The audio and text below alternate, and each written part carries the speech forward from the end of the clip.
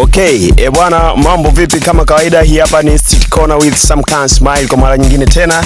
Kama kawaida yetu, tuko mitaani, ni tunawatembelea watu walika mbalimbali, tunaenda kupiga nao story na kubadilishana nao mawazo. Leo tumekuja pande hizi za Mji Mwema, hapa ni Mtwara mjini, bila kusahau wanetu wanatusubiria kila kona za mitaa. Tumekutana na mwanetu hapa, tunataka tupige naye story 2-3 au vipi bwana? Bwana, mambo vipi? Poa, nakwaje?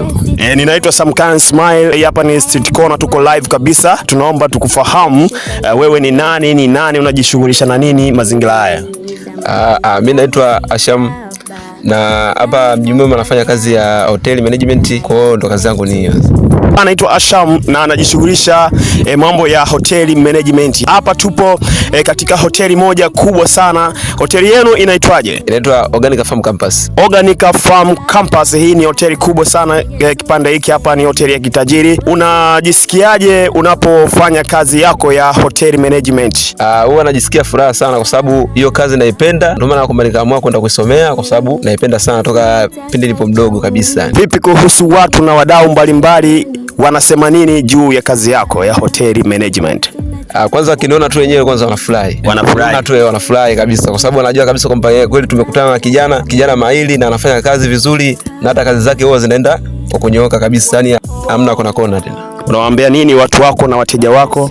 Naambia tu wasisite kuja, waje tu kila siku kwa wingi.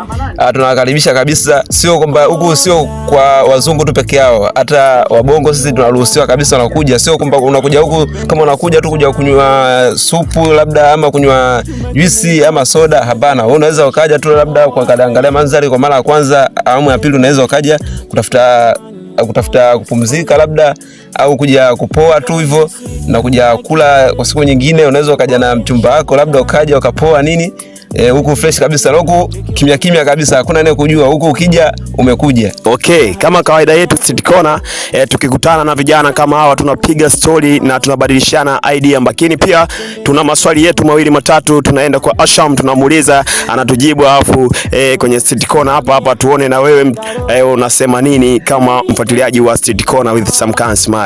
Uko tayari kwa swali lolote? Ya, nipo tayari. Kwa nini bodaboda wengi siku hizi wanaenda tofaa sana kuliko bodaboda wa zamani? Kwa sababu siku hizi na ndio maana wanaita vishandu.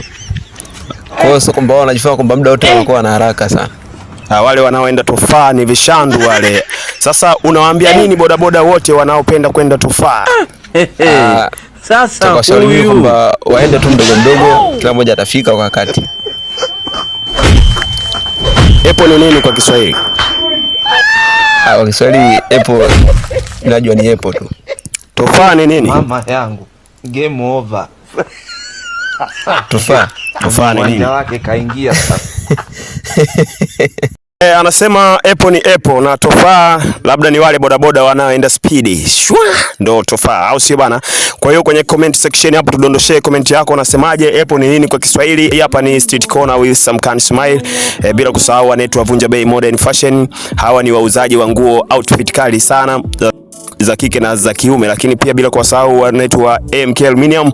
Hawa wanapatikana pale Dodoma mjini, mkabala na shule ya msingi na sekondari Mzuguni. Bila kusahau Kiangi Crochet, hawa wanajishughulisha na ufumaji wa vitu mbalimbali vya uzi kama vile masweta, mizula, mikoba ya simu pamoja na vibanio vya nywele vya uzi.